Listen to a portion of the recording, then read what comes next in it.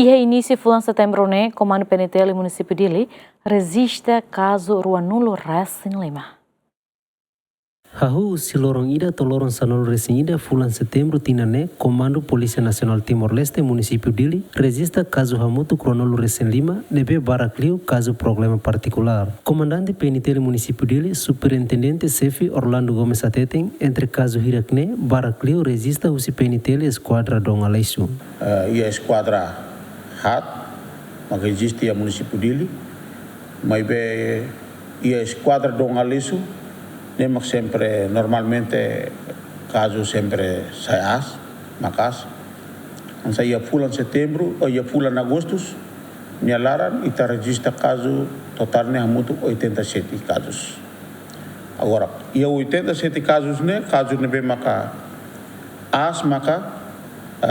ofensas integridade física simples e segundo maka tuifale caso dibi pois tuifale caso sercelo bem maka darum estragos para popularidade sira ou caso sercelo bem maka moço agora caso ia fura na agosto mas to caso setembro ne ita remete na Bahia Ministério Público ou de continuar o processo de investigação e estamos atamos no sistema. Caso não bem maka musu asne tamba baracliu maka consumo álcool.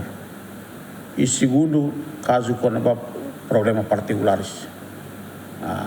Nem maka sempre musu, nem maka halo ia escola do além sunane caso ser nem maka sempre as. Orlando Gomes Atutan, Comando PNTL Mos continua a socialização da escola Sira e a capital dele onde reduz conflito. Kita halo socialização da escola dong alesu, halo socialização da restaurante Sira.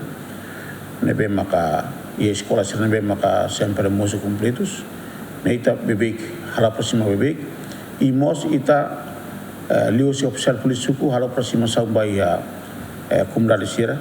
Liba dan jovem Sira, ba responsável Sira ia suku mutu ho KPK Sira para tunne bele halo prevenção ba crime Sira memang musuh ia bulan agosto setembro nelar. Comando PNTL lihusi Comando Esquadra dong alaisu seha sai patrulhamento lauain tamasai baru e a capital dele onde bele prevene caso nebe mak sempre acontece bebê e a cada bairro. Lucy Correa, João Carlos, GMN.